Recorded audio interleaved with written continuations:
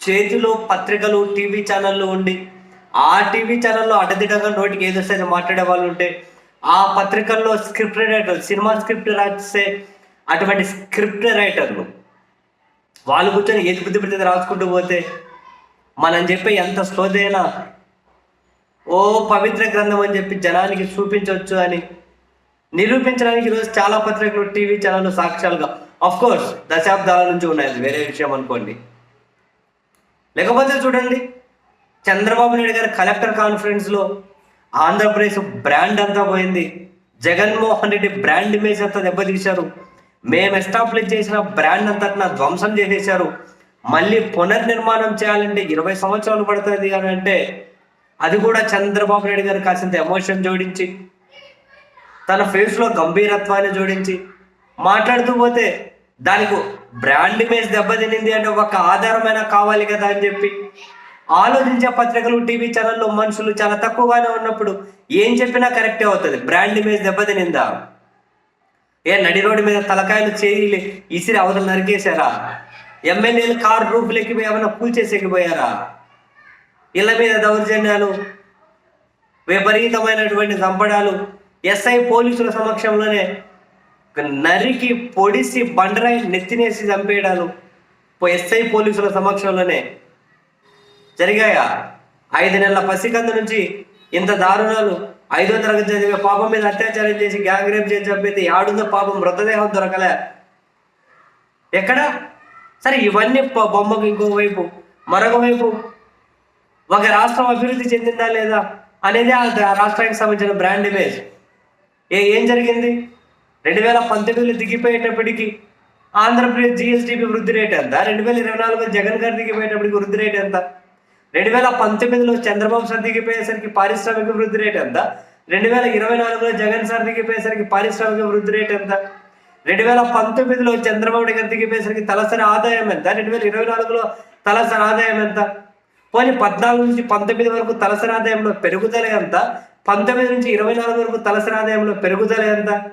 14 నుంచి 19 వరకు కరోనా వచ్చిందా? 19 నుంచి 24 వరకు కరోనా వచ్చిందా? 14 నుంచి 19 వరకు ప్రపంచంలో ఎక్కడైనా దేశాల మధ్య యుద్ధం జరిగాయా? 19 నుంచి 24 మధ్య దేశాల మధ్య యుద్ధాలు జరిగాయా? ఏంటి ఆధారం? 14 నుంచి 19 వరకు చంద్రబాబు గారు ఎక్కువ అప్పులు చేశారా? 19 నుంచి 24 వరకు జగన్ గారు ఎక్కువ అప్పులు చేశారా? అసెంబ్లీలో కూడా వాళ్ళ అబద్ధాలు చెప్పుకున్నా కూడా అంటే ఇండైరెక్ట్ గా నిజమే కనిపించాయి కదా, అన్ని లెక్కలు కనిపిస్తున్నాయి కదా.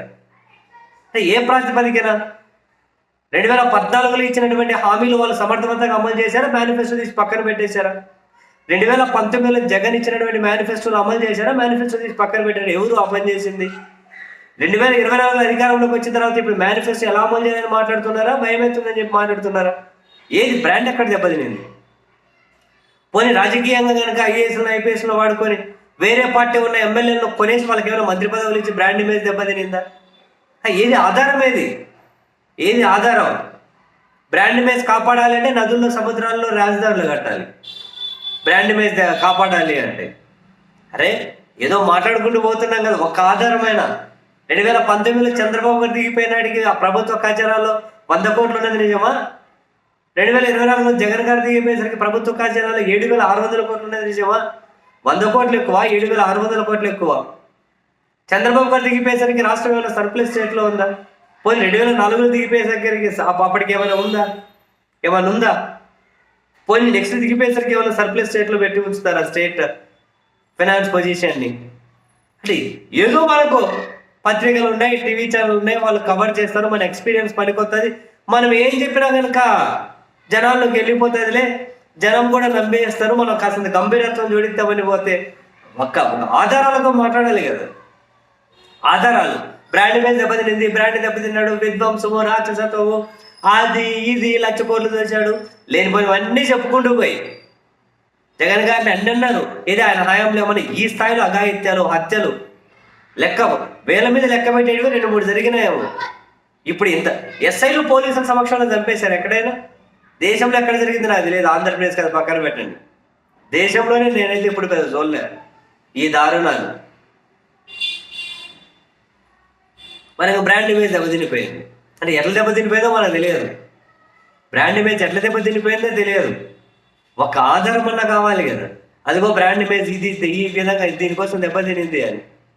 అదే చెప్తానే, చెప్పేవాళ్ళు ఉంటే రాసేవాళ్ళు ఉంటే వాటిని పట్టుకొని మంచిగా నల్లపోట్లు వేసుకొని ఏది బుద్ధి ఏదో మాట్లాడే వాళ్ళు ఉంటే జనాలకు అవన్నీ కనుక మసాలా కావాలి, వాళ్ళకు సమ్మగా ఉంటుంది. నిజాలతో ఎవరికి అవసరం, నైతికతతో ఎవరికి అవసరం? కానీ అండి